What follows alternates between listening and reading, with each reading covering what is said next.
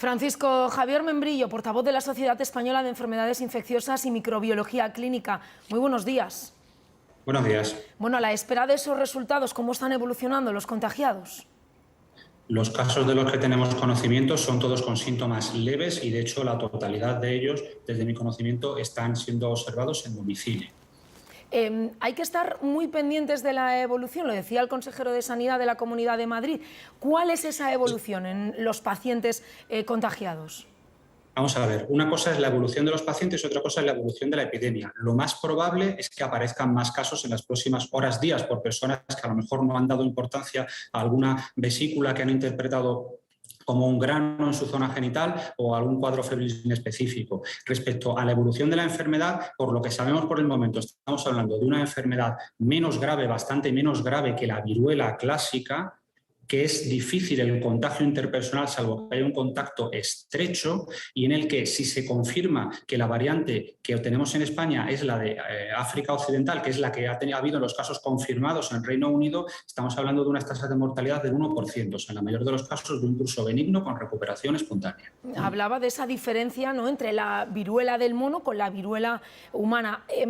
Hay dudas sobre cómo nos contagiamos, lo adelantaba usted ahora, ese contacto estrecho. No sé si nos puede ampliar un poquito más esta información. Sí, vamos a ver, estamos hablando de una enfermedad menos contagiosa, mucho menos contagiosa que el COVID. Estamos hablando de una enfermedad mucho menos contagiosa que la viruela.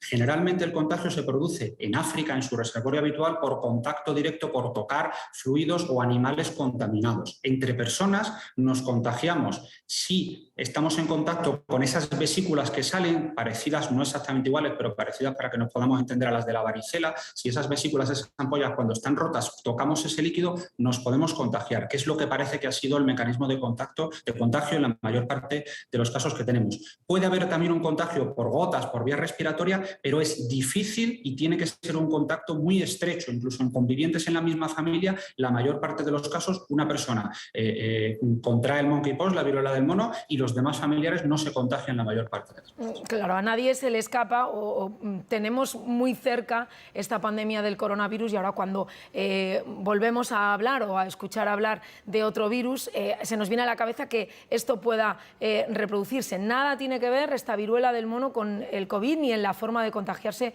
ni muchísimo menos. Ese mensaje de tranquilidad que usted nos lanzaba. Exactamente. Por los datos que conocemos de lo que sabíamos de esta enfermedad antes, que no es una enfermedad nueva, que ya conocemos, y de lo que conocemos de los casos que hemos tenido ya en este brote, el mensaje es de tranquilidad. No se va, es imposible, prácticamente imposible que uno se contagie por vía respiratoria. No nos vamos a contagiar por ir a reuniones multitudinarias, a supermercados. Lo que sí es importante en relación con lo que ya sabemos de COVID es que si tenemos síntomas, hemos estado en contacto con una persona que ha podido padecer la enfermedad y tenemos síntomas de fiebre, de una erupción cutánea o de estas vesículas, autoaislarnos en domicilio y consultar a las autoridades sanitarias, pero las probabilidades de que esto se extienda hasta convertirse en una epidemia son de prácticamente ninguna. Hablaba de esos síntomas. ¿Cuáles serían esos síntomas de alerta que tendríamos que tener en cuenta, además de esas vesículas, esas ampollas de las que nos hablaba?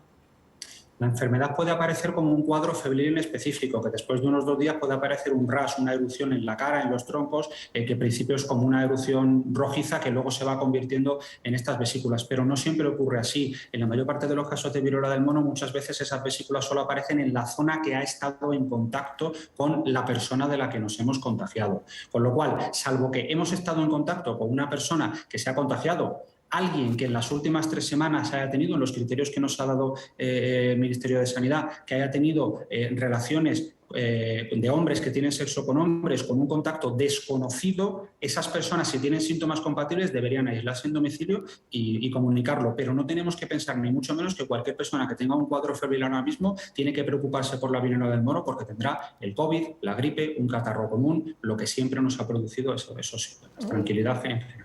No es grave, nos insiste en este aspecto, pero ¿cuánto pueden tardar en desaparecer esos síntomas?